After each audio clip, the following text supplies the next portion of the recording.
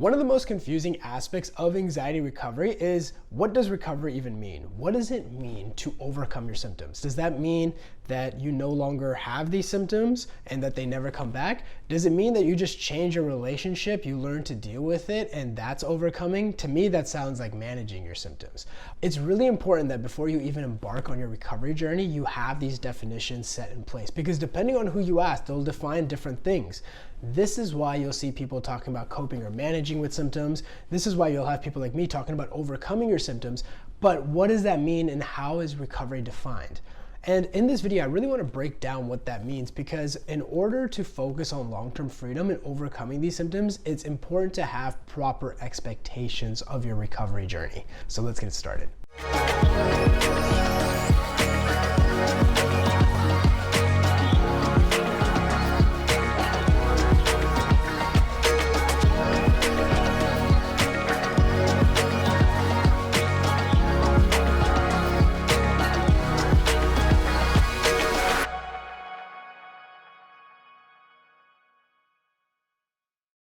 So in this video, I'm not going to break down how to overcome your anxiety, right? How to recover from this and go back to living. I'm going to go even before that and define, what does recovery even mean? But if you're interested on how to overcome these symptoms, go back to living, really understand the mechanics, the science behind anxiety recovery, I'll put a link down below to the desensitization blueprint. It really helps you understand how anxiety works, what keeps anxiety alive, how the general process of recovery looks like. So with that said, link is down below, check it out. In this video, I want to define, what does recovery even mean?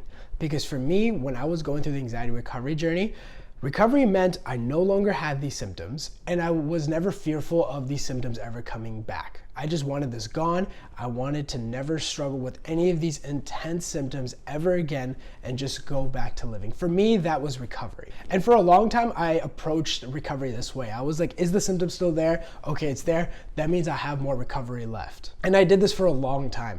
And what actually ended up happening was I wasn't getting better. In fact, I was getting worse. I was becoming more and more focused on the anxiety. No matter what I do, this is here and I can't do anything to make it go away. And then what happened was I hit rock bottom. I essentially had tried everything. I went $30,000 in debt. I had done every medical procedure that I was able to do that my doctor cleared me for. I tried every supplement. I tried every breathing technique. I spent so much money on these holistic natural doctors that said that they were going to get me better, and nothing ended up working. And then what ended up happening was I just felt like I'm just broken. This is just how I'm going to live, and there's nothing I can do. And while that sounds very depressing and very sad, that was actually when my recovery journey started, because for the first time, I stopped trying to fear the symptoms, fight the symptoms. I was just focused on, you know what, just let it be there. And besides that, I also ended up going to the ER, which I'd gone to a million times pretty much, it felt like. And at that point, the doctor said, look, do whatever tests you want. What you're dealing with is anxiety 100%. There's nothing physically wrong. And I did every procedure test I could think of. Everything that I had Googled finally came to fruition. And I was just like, hey, why not this? Why not this? What if I have this? What if I have this? And I just got tested for everything. Everything was clear. And that's when my recovery journey started. That's when I realized, oh my God, this is anxiety. Anxiety can cause all these physical symptoms, these intrusive thoughts, feelings of unreality, the weird emotions. This is all caused by the anxiety. Realizing that there was nothing physically wrong actually gave me a lot of relief. And that's when I determined that my recovery journey truly started. Now you might be thinking, Shaan, when you understood that, did the symptoms go away? No, my symptoms were just as strong as before. Before I went to the ER and after I left the ER, my symptoms were just as intense. But then you might be wondering, well, then how did you start your recovery journey? Your symptoms were still there. Here's the thing, and this is the biggest takeaway that you need to get from this video. Recovery happens when you change your relationship to those symptoms.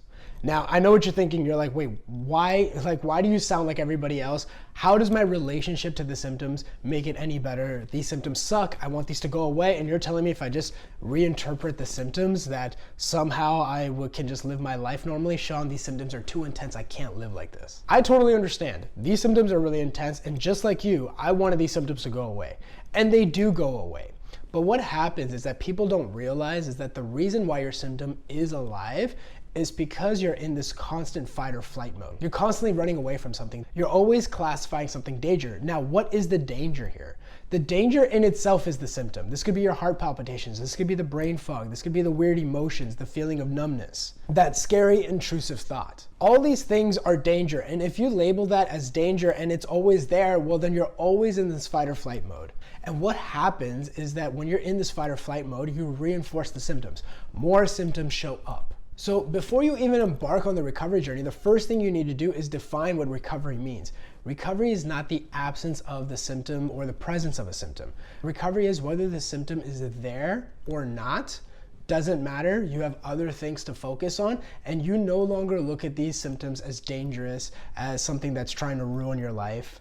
Now, with that said, obviously they're uncomfortable, and it's okay to acknowledge that, look, they're uncomfortable. But for the first time, try not to fix it. Try not to fight it. Try not to fear it. Try not to get frustrated by it. Try not to focus on it. This is where we spend so much time in the mentorship, educating people, helping them understand why they're experiencing these symptoms, and it's all caused by the fight or flight response, and understanding the physiology of the body and why that's happening, changing your relationship to it, and learning how to respond correctly and going back to living. It's not a singular thing you say or do that makes all of this go away. If you can take one key takeaway here, is that you don't measure your progress based on your symptoms, you measure it based on your response.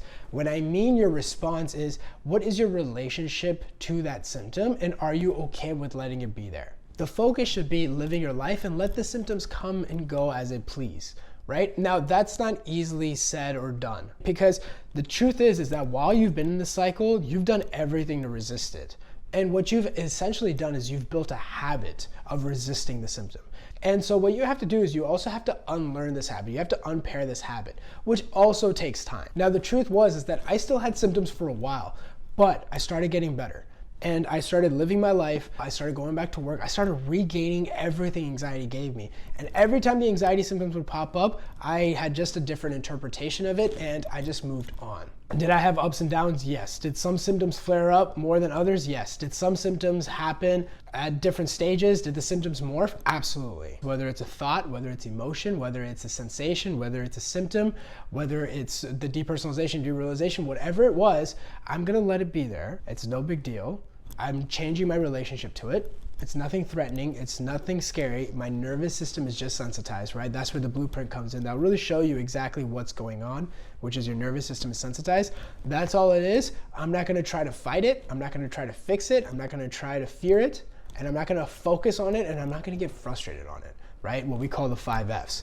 What I'm going to do instead is I'm just going to let it be there, and I'm going to continue on with my day. Some days were hard. And some days I wanted to just go back and focus on it because I had built in a habit of measuring my progress based on the symptoms. Do you see how much of recovery is focused on reinterpreting all these things? So you might be wondering, do the symptoms eventually go away, or do you just ignore it for the rest of your life? Well, number one, you're not ignoring the symptoms. You're acknowledging the elephant in the room, which is the symptoms are there. You're just choosing to refocus to something else. When you ask people when do their symptoms go away, they don't really know when, because they're no longer caring so much about whether the symptom is there or not. The same way, when you're going through the recovery journey, when you've changed your relationship to the anxiety symptom, then whether it's in the room or not, eventually you start not even realizing whether it's there or not. But then if you ask, well, when did the symptoms go away? Well, they went away on their own. And maybe it could take a couple of weeks, maybe it could take a few months.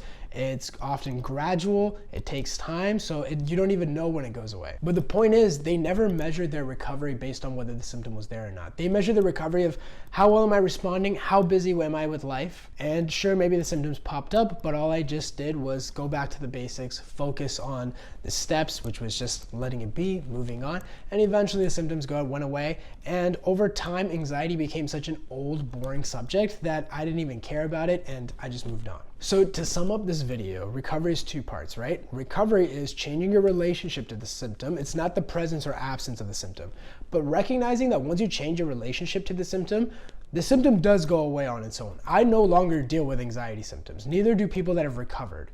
But we didn't measure our recovery based on whether the symptom was there or not. In fact, the people that have recovered are the least caring people about their symptoms. It's always the people that are stuck are the ones that are the most focused on the symptom. So readjust that and you'll be able to start your recovery journey. If you want me and my team to guide you through the recovery journey, you can hit the link down below and apply for mentorship. That being said, I want to get to the subscriber comment of the day. This person comes from Rigas. I'm not gonna try to pronounce your last name. And they wrote a comment saying, you don't even know when you have recovered. You don't just wake up one day and you feel 100%. It's a slow, gradual process. And that's absolutely true, right? A lot of people have this misconception that anxiety recovery, it's like symptoms are there and then you just do something and then it disappears overnight. That's unrealistic and that's not how it works. A lot of people also have the interpretation that it's linear, right? Like it just gets better and better. It's kind of like where you break a bone, right? You just put a cast and it just heals linearly. Like recovery isn't like that. It feels like it's up and down like this.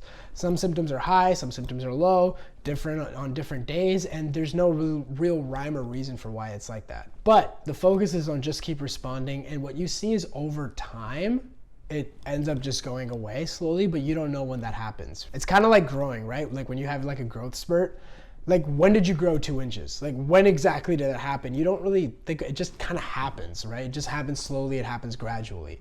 And that's kind of like recovery, it just kind of happens. But if you're trying to pinpoint exactly where that happens, where that growth spurt happens, it's just never gonna work. So I hope this video helps. Check out the resources down below and I'll see you in the next one.